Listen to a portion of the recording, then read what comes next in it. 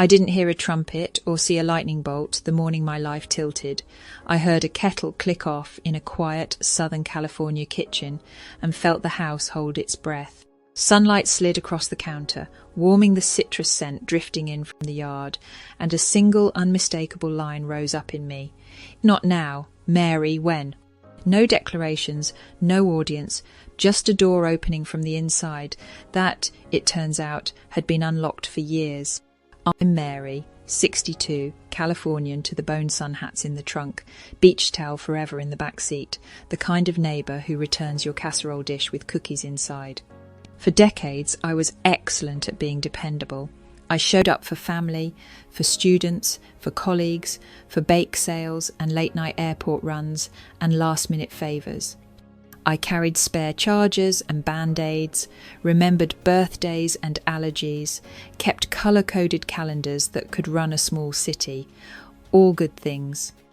But somewhere in those generous, busy years, my own wishes thinned to pencil notes in the margins erasable, if the day demanded it.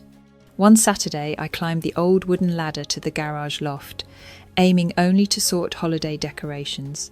Instead, I found a weathered notebook wrapped with bakery twine, its edges feathered from time. My father's travel journal. His handwriting moved with a steady rivershore confidence, market notes from Florence, a rain-washed afternoon in Dijon, a village band rehearsing in a stone chapel where the sound hung like silk in the air. On one page he'd pressed so hard the pen nearly tore the paper.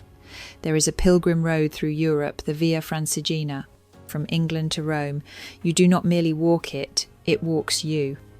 I laid my palm on the words and felt the pilot-like catch. Not a blaze, something quieter, more reliable. A yes. That night I did what people imagine reinvention never includes. Math. I listed time, money, stamina, support. What did I truly want? Not applause, not a story to brag about over brunch. I wanted an honest road measured in breath and grit, in small kindnesses from strangers, in the humility of learning my limits and the grace of learning them better. I wanted to meet the woman I'd become without all the noise. I started unfancy and practical. Out went the myth of the perfect season.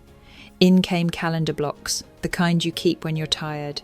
Morning mobility for ankles and hips. Gentle strength for the knees that carry groceries, grandchildren and dreams. 10 unglamorous minutes for feet that have earned better shoes than almost right. A clinician checked my numbers and my hubris. I bought 1 excellent pair of boots and returned 3 that wanted to be, but weren't tacked. I studied the route the way you study a friend's face attentively, without pretending away the hard parts. I practiced walking in the shoes I'd actually wear, at the pace I'd actually have, on the hills my town actually offers. I learned to respect water before I was thirsty. Telling my family felt like stepping off a dock into cold, honest lake water. Forks paused mid-air, worry rippled. Someone said, "At your age." Someone else said, "What if you get hurt?" I breathed. My son reached under the table and squeezed my hand. "I'll cover home base. Go." Courage often borrows a familiar voice, so we'll recognise it. London greeted me with rain that polished everything, the bricks, the mood, my edges. Street Pancras Station moved like a living thing, schedules, suitcases, beginnings. The train unspooled Kent in green stitches, hedgerows neat as quilt seams, chalk horses on distant hills, sheep like punctuation in the fields. Paris meant a transfer and a deep, steadying breath. Then came the quiet start you only hear if you're listening, damp soil under boot, the small squeak of laces, the smell of grass and stone. No banner. No, you are now on the Via Francigena, the way simply began. The first lessons were unromantic and perfect. Packs gain £1 per hour on principle. Ankles whisper truths every mile. Shoulders file formal grievances. Knees negotiate like seasoned diplomats. Trail markers sometimes duck behind brush and dare you to trust your instincts. Farm lanes braid into each other like cousins at a reunion. Rain arrives with opinions and stays without asking. I misread a sign, doubled back 2 miles, and learned to confirm with a farmer who smiled and redrew the world with his hands. I shared a table with strangers and remembered how bread and soup can feel like a benediction. I slept gratefully wherever a lock clicked and the sheets were clean, and I said thank you with my eyes when words failed. Drawers looked like a storybook someone had underlined for emphasis, half-timbered houses leaning toward the street as if sharing secrets. The champagne plateau beyond it tested my patience and my pride. A long, pale sentence with no comma. Wind unstitched my resolve, one thread at a time. In a motel with towels thin as winter sunlight and an ice machine with personality, I lay still and let the possibility of quitting sit beside me. It did not scold. It asked practical questions. Could you heal better at home? Would stopping be wisdom or fear in a nice outfit? Another voice, steady as an old friend, answered, rest now, decide in the morning. Morning arrived wearing 3 Japanese cyclists in bright jackets, brighter smiles, and a humour that made bad coffee feel like part of the pilgrimage. We traded roots and laughter and courage by the slice.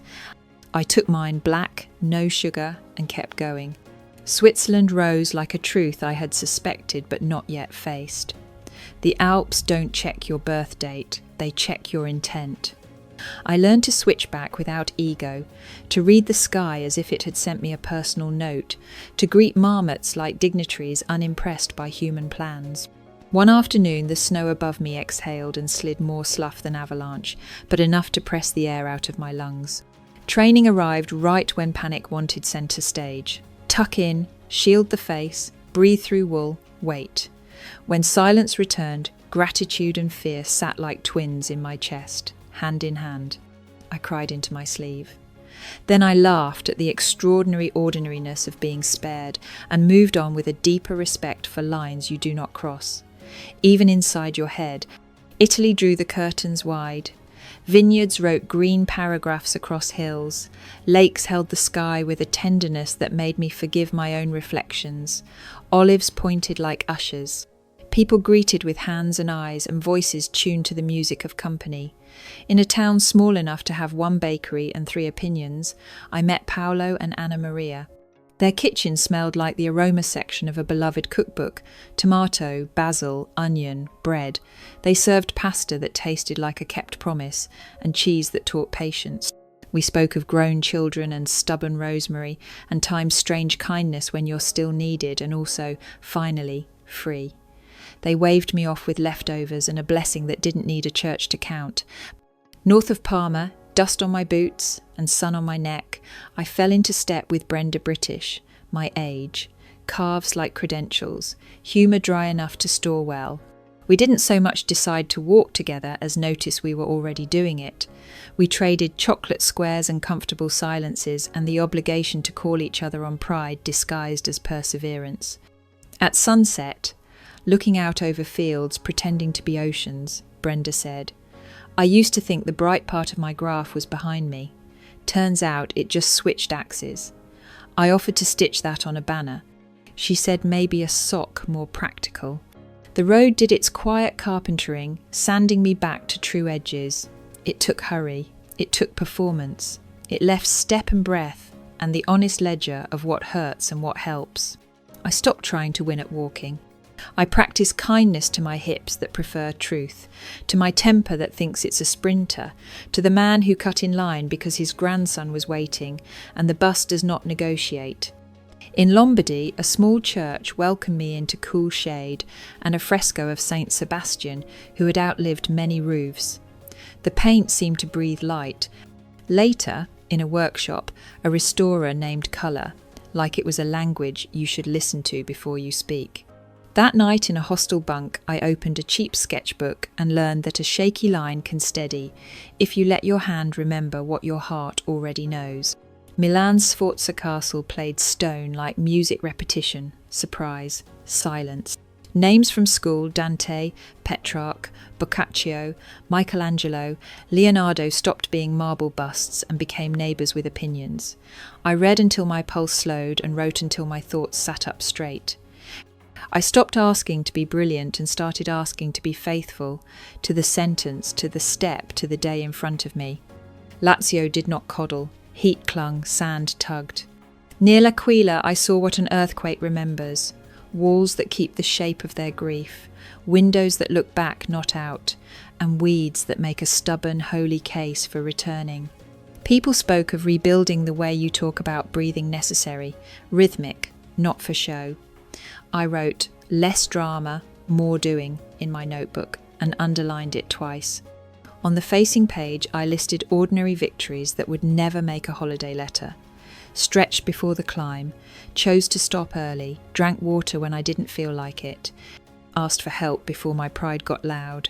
Gentleness wasn't the opposite of grit, it was the engine that didn't burn out. Rome met me with honeyed light and the sound of 100 stories crossing the square at once.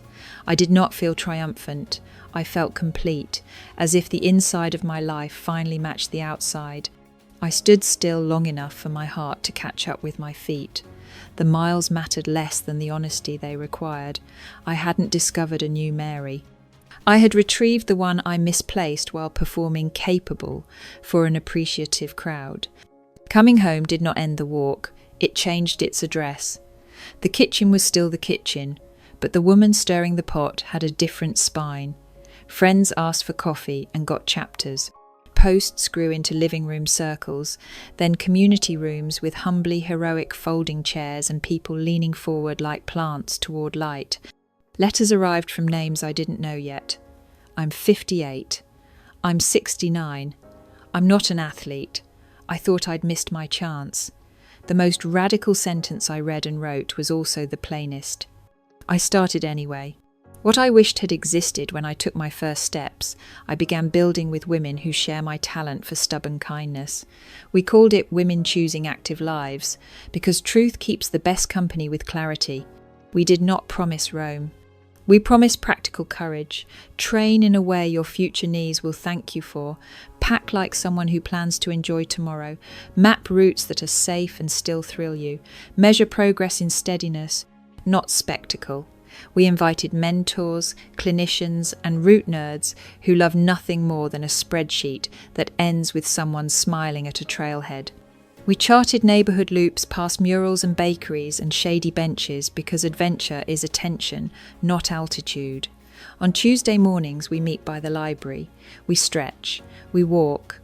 We tell the truth about fear, new meds, grandkids, grief, and small wins that count precisely because they are small. Halfway through, we pause for water, breath, and the kind of gossip that is mostly kindness in comfortable shoes. Partnerships grew like well-watered vines. Museums opened early so slower bodies could linger without jostle. A community college hosted a series pairing a 3-mile walk with a short talk about the art or history the route threaded through. City departments added shade, where older lungs need mercy, and benches that face something beautiful instead of traffic. A parks planner told me, "You make it hard to say no." I said, "We practice." Then we named what we'd already begun, The World Through Grandma's Eyes. Playful title, serious spine. We put cameras in the hands of women who had built worlds, families, businesses, block clubs, and who were ready to build again in images and lines. We asked them to show us their roots, the hand-painted sign on the corner deli, the bus driver who knows 3 languages and every dog's name, the morning light forgiving the peeling paint on a sky-blue door, the teenager who walks his sister to school and pretends not to like that she holds his sleeve at crosswalks. We handled logistics, and we insisted on dignity. They brought tenderness and precision. It wasn't cute, it was true, and when truth is tender, it rearranges the room. On Thursdays, we screen new clips at the community centre. Someone's story always loosens a knot inside someone else. We circle our chairs and knit a quiet net. If you're with me now, tell me your name and where you're listening from, your city and state. I love pinning new places on our mental map and hearing the chorus of the country: Denise, Akron, Ohio; Lorraine, Tempe, Arizona; Joan, Tallahassee, Florida. Drop yours below, and if this resonates, hit subscribe so you won't miss the next step we take together. This road is long and bright. It's easier when we can wave to each other along the way. Grants followed, then good trouble, the kind that changes how sidewalks feel underfoot. We wrote polite letters, then firmer ones, about cracked slabs that trip older feet and corners that need ramps yesterday. Shade trees appeared where sun used to bully. A bench showed up facing the playground, perfect for grandparents who cheer best from comfort. I keep a photo of that bench on my desk to remind me. Advocacy is just love that remembered to wear walking shoes. We pressed for wayfinding that doesn't assume perfect eyesight, for crosswalks with enough time to cross, for bathrooms open when bodies say now, not later. Small wins, big life. At home, transformation looks ordinary enough to miss if you're rushing. My pack waits by the door lighter, smarter.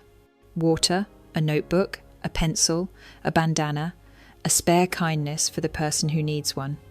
Some mornings I count pelicans along the coastal trail. On others, I circle the high school track with a neighbour rehabbing a knee. We trade progress like kids swap baseball cards and agree that healing loves patience more than pep talks.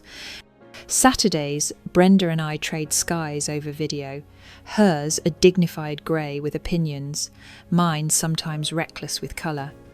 We sketch someday routes through red rock and roadside diners, promising to honour whatever the knees decide when the day arrives. I'm not faster now, I am, blessedly, steadier. Less interested in impressing, more available to joy, to learning, to being rearranged by what I notice. I still overpack snacks as if raisins and almonds could solve policy. I still cry at parades, at the way a marching band rearranges a street's heartbeat. I still talk to my father when I turn a page and find his ink waiting with a sentence that fits my day. He wrote, "You don't just walk the road, it walks you." I would add, when you return, the road keeps walking through the grocery store, across the parking lot, into the room where the folding chairs are set in a circle and someone new is brave enough to say, "I'm starting." If something in you is leaning forward right now, take that as your sign. You don't need an ocean crossing to step over the bright line inside you. Start with one commitment that feels like respect. Put it on the calendar where other people can see it if you must. Keep it, especially on the day you don't feel like it. Let habit build a small bridge you can walk when fear gets loud, and when you cross it, wave. We'll wave back. Don't apologise for late beginnings or slow miles. Don't squander the hour you have by mourning the ones you don't change jobs at 55 because your curiosity won't hush. Learn Spanish at 63 because a granddaughter's classroom chorus makes you ache to sing along. Move at 67 because the new kitchen has braver light. See the Pacific for the first time at 70 and let it name something in you you hadn't dared to love. Go as slowly as you need. Just go. Open a window. Let new air in. It will ruffle the neat stack of plans you spent years learning to keep. Smooth the pages. Comb your hair. Write a plan that fits the person you are now, not the one you were trained to perform. Hold your dream in your heart until you can recognise it at noon with the lights on. Then give it legs. One step, then another. Doors will keep surprising you by swinging inward. That's how they were built to open all along. I'm Mary. I live under a sky that turns the hills pink at dusk and makes even grocery carts look a little heroic. The bravest thing we do is keep choosing aliveness when comfort would be easier. If you've come this far with me, welcome to the road. I'll see you on a neighbourhood loop past a mural, on a city trail under new shade, in a comment that says, "I'm here and here's where I'm from."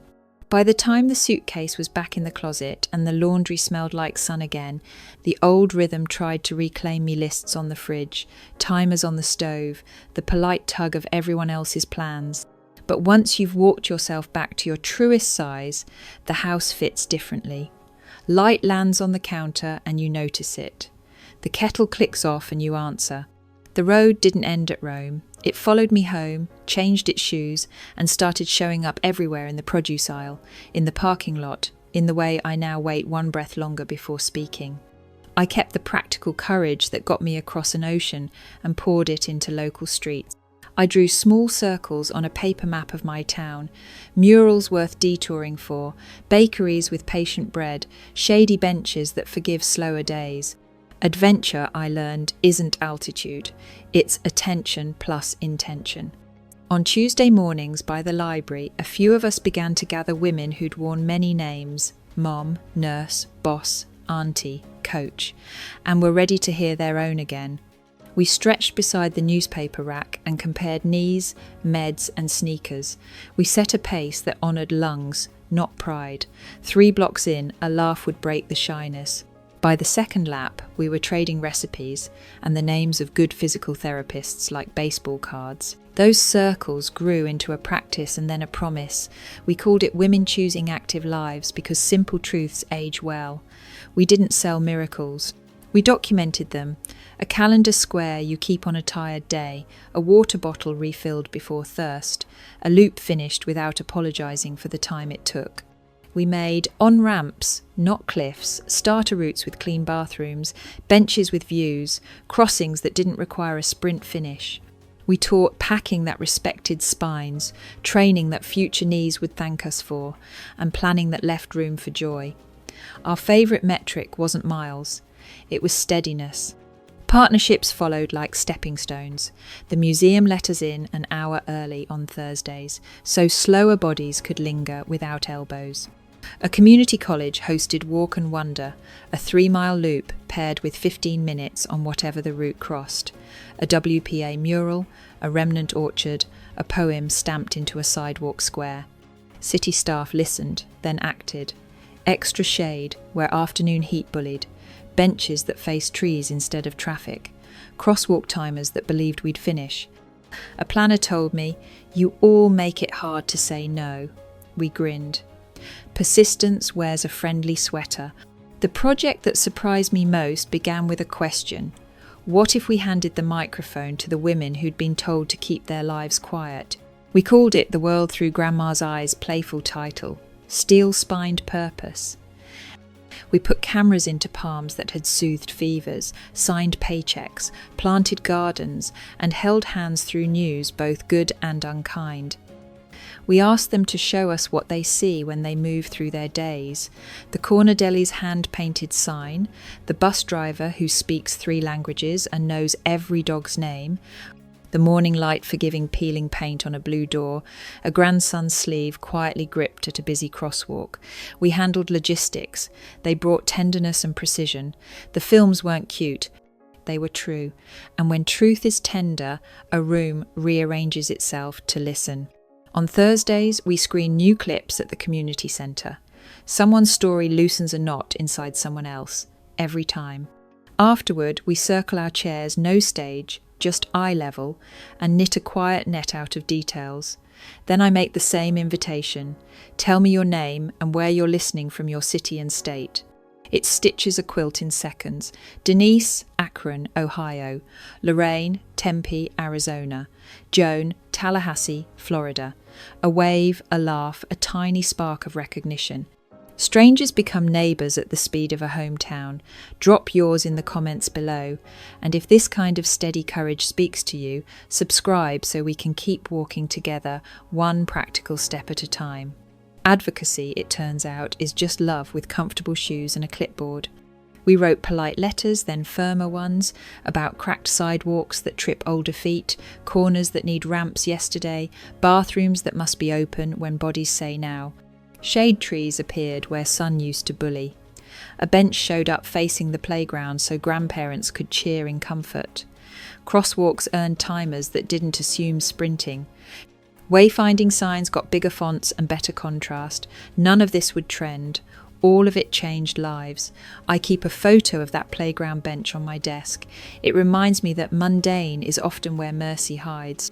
Brenda and I kept our pact across the ocean Saturday video calls where we traded skies and plans.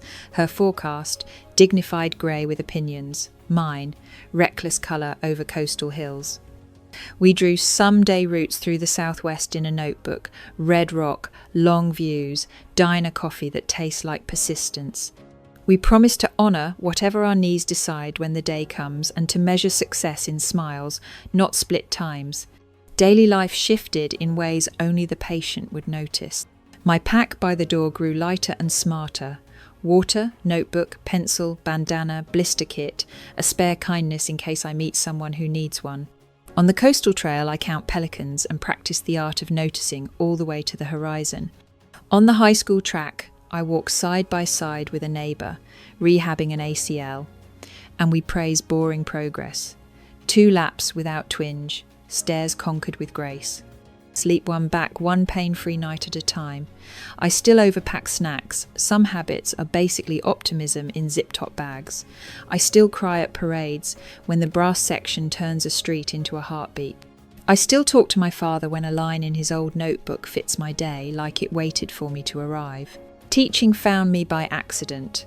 A library talk turned into a 6-week series because people kept showing up with notebooks and honest questions. We covered respect for rest days, hydration that doesn't feel like punishment, shoes that fit your life instead of your fantasy, and the subtle difference between grit and grind. We practiced how to pause before pain becomes injury, how to turn "I used to" into "I'm starting," and how to build a habit tiny enough to keep when weather, calendar, and mood don't help.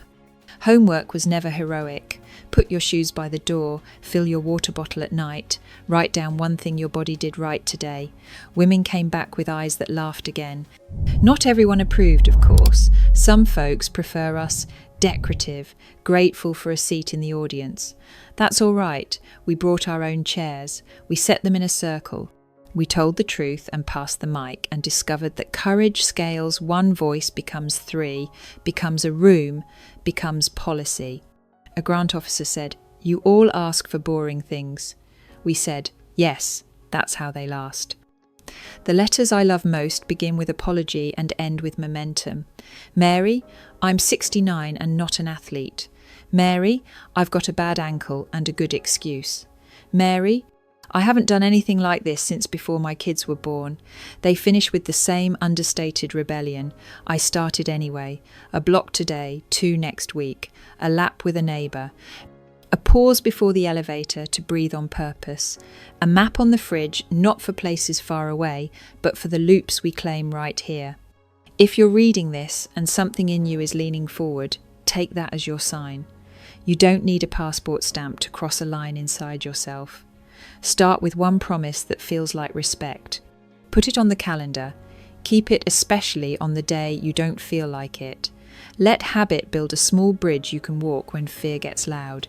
When you cross it, wave. We'll wave back from Sacramento, California, Madison, Wisconsin, Richmond, Virginia, from little towns with big skies and big cities with pocket parks you haven't discovered yet.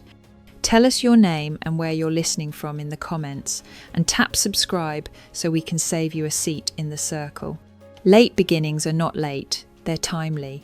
Slow miles are not less, they're honest. Don't try to repay the past.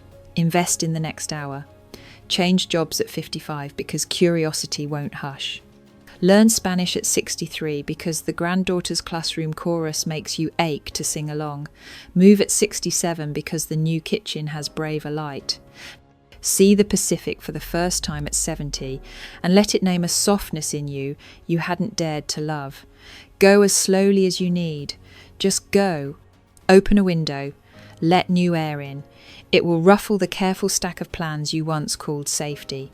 Smooth the pages. Comb your hair. Write a version that fits who you are now, not who you were trained to perform.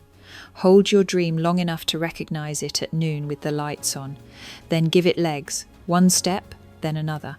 Doors will keep surprising you by swinging inward because that's how they were meant to open all along. I'm Mary. I live under a sky that turns the hills pink at dusk and makes even grocery carts look a little heroic. The bravest thing we do is keep choosing aliveness when comfort would be easier. If you've come this far with me, welcome to the road. I'll see you on a neighbourhood loop past a mural, on a city trail under new shade, in a comment that says, "I'm here and here's where I'm from."